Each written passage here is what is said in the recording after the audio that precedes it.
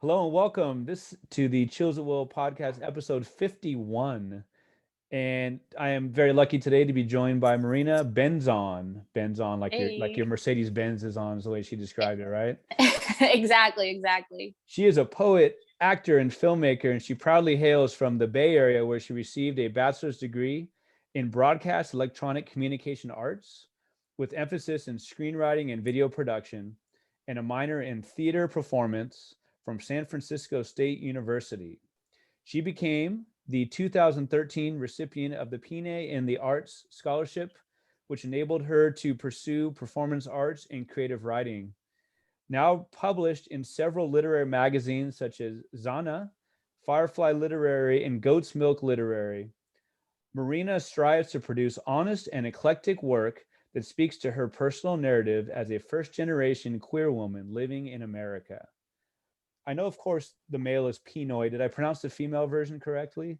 It's Panay. Pinay. Thank you so much. Yeah. And how It's about that? kind of Go weird. ahead. Yeah. So it's like Panay and Pinoy. So it's the first pin and then oi. Okay. I appreciate Yeah, that. but that was pretty good. That wasn't bad. And how about that literary magazine? Is it Zana? Xana. Zana. Okay. Yeah, I Okay. believe so. They're great. I've got published by them twice and I just got a third from them. So their next issue has one of my newer poems. That's awesome. It's kind of like one of those phenomena where you know a word, some vocab word, some high level word, you know it, you can use it, but you've never heard it pronounced out loud.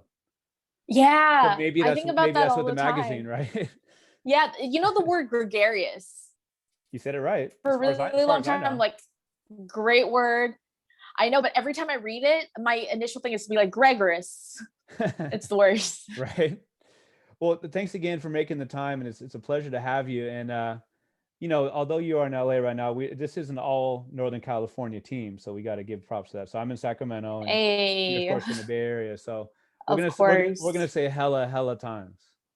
As many times as I can say hella, I will find all the opportunities, I promise. When I was a kid, I didn't know if hella was like a bad word, so I keep it clean. I'd say hecka, it's hecka tight. I used to do that too. I My wasn't sure. mom, weirdly enough, was like, you can't say hella. That's taking the, like, I Right. don't know, romanticizing hell. And I'm like, it's a word. So I switched to hecka as well. That's that Catholic school education for both of us, right? Right. Ugh. I'd love to hear about growing up in the Bay Area, some of your influences, just in general. What were you reading, and did you feel like you were reading books that had people like you? Did you see yourself in what you read, especially growing up? When I was a kid, no, I never did. So one word, And no period. yeah, easy answer. And it wasn't something I questioned as like a precocious 10-year-old, not at Right. all.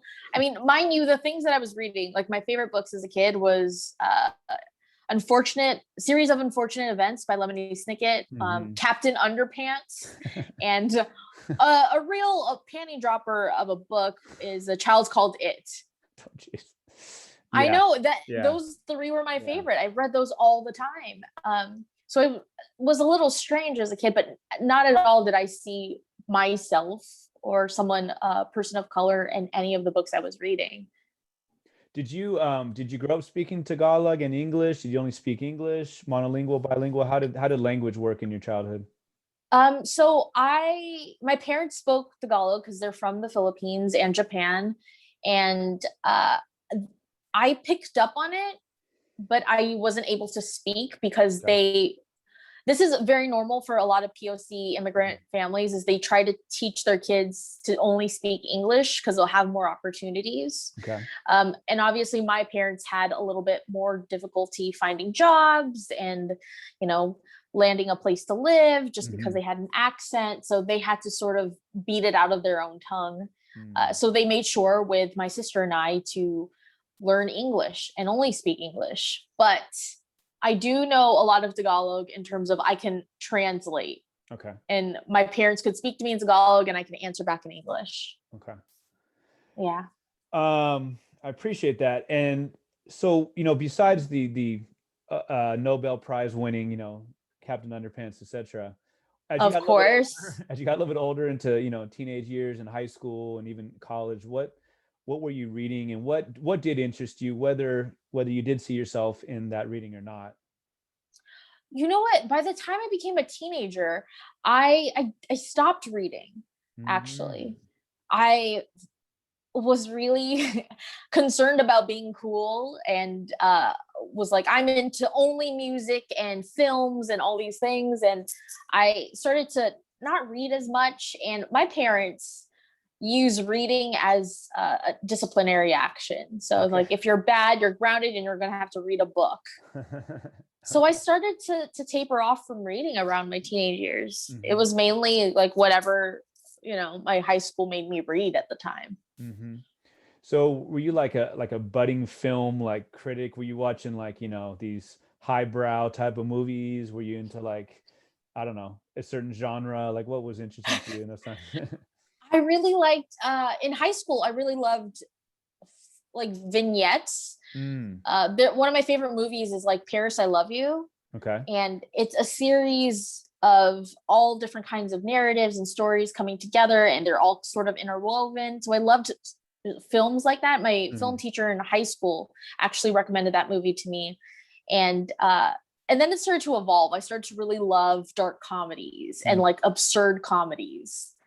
And I thought, like, that is so weird and fun and unsettling and hmm. strange, but it also felt very honest. Hmm. And then I got a little older and I really started to love like mumblecore movies.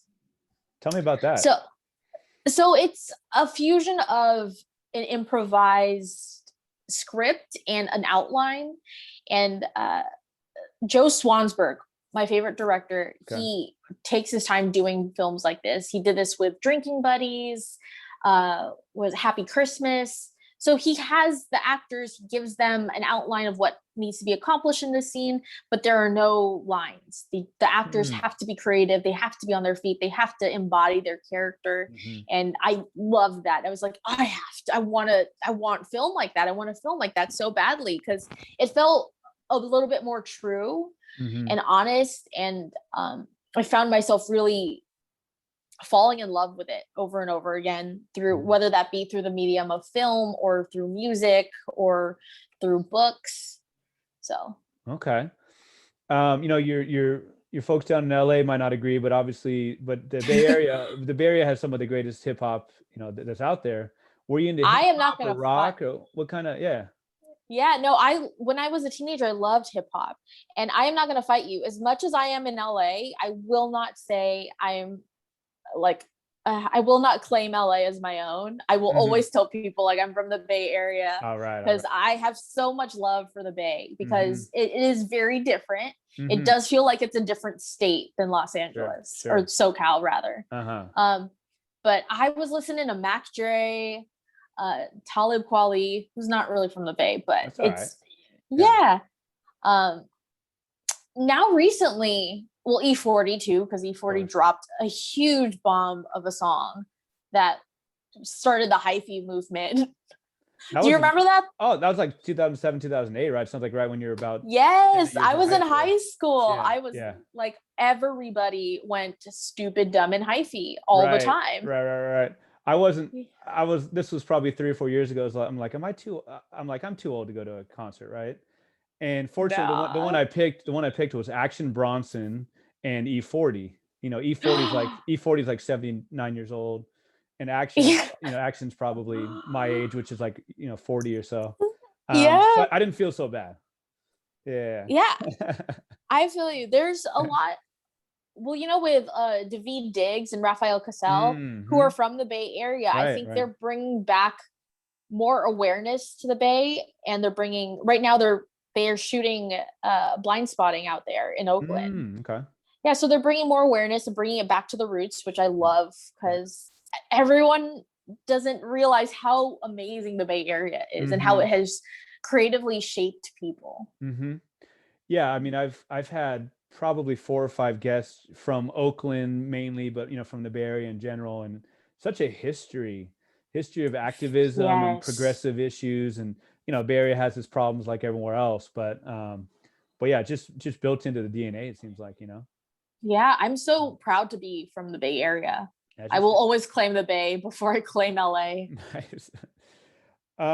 So the name of the podcast is the Chills at Will podcast. And so who are some of those writers, poets, particular texts, novels, whatever form they come? What were some Mhm. of those lines, some of those books, or some of those poems that really, give you chills at will that you can repeat on almost like on command? Ooh, I have a handful of favorite poets that I listen Hmm. to. Two of which I talk about so much, incessantly almost, is Olivia Gatwood Okay. and this other poet, Rudy Francisco. I've Mm. actually seen both of them perform, and it is so incredibly different to hear these performing poets be so involved in their work and to perform it in front of everyone rather than just sitting at home and reading it. Sure. It's Right. amazing. And uh, like for a particular sort of text, one of my favorite poems from Rudy Francisco, he has this poem that talks about, I think it's called Rifle. Mm. He talks about how they turned automatic weapons into musical instruments Oh yeah. and how you could change something so damning into something so beautiful. Hmm.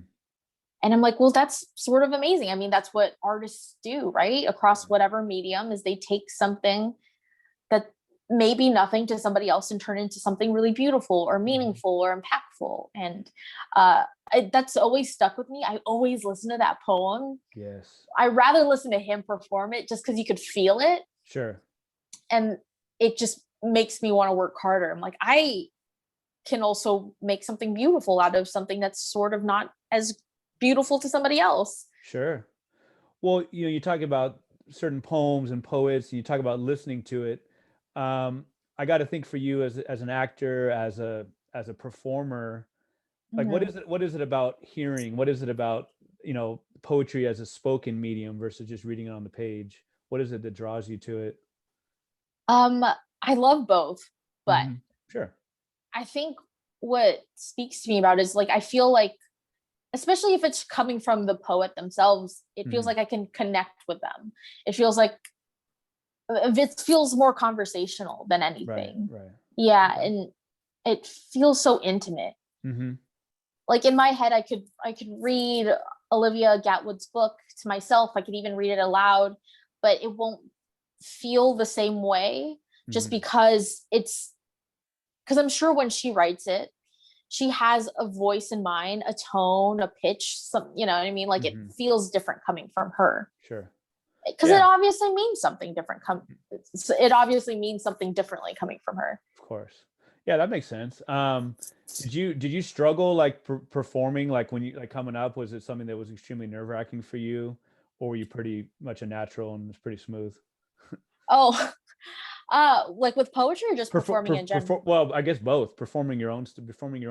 I guess that is a different question. So, in performing your own poetry, is it something where maybe that's something that makes you more nervous than acting out someone else's scene? Do you know what I mean? Yeah, hands down, that's completely true. It made me hella nervous Huh. to. I'm It telling made you, there's me. one.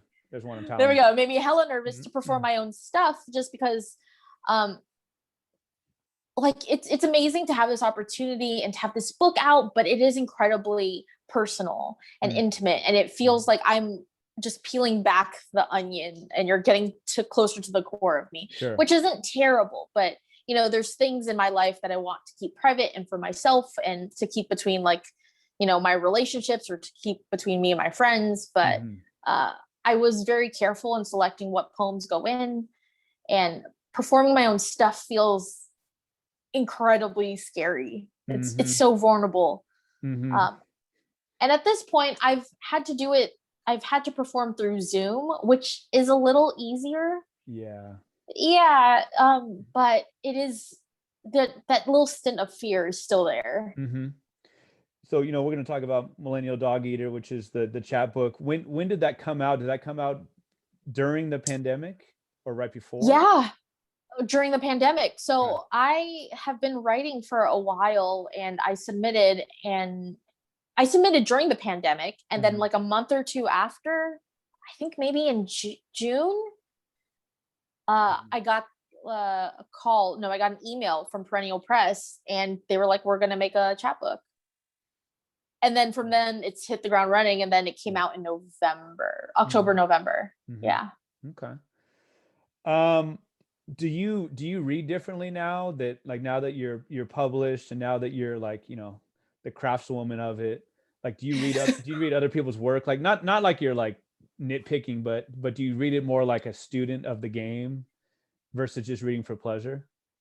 Yeah, it feels like the veil has been lifted, because now I know how much work goes into it. I know how much time it takes. And now with poetry books specifically, there's a reason why poems are put in a specific order. And I have fully analyzed that, and it feels very different reading it now. And I did the same with mine. I switched up the order of the poem so many times, because I want the readers to have a certain experience if they read it all the way through. And that wasn't something I ever thought of prior to getting published. I was just like, oh, I'm just reading a book now. La la la. Yeah, that makes sense. Yeah. Oh, excuse me. It looks like we have our first break here.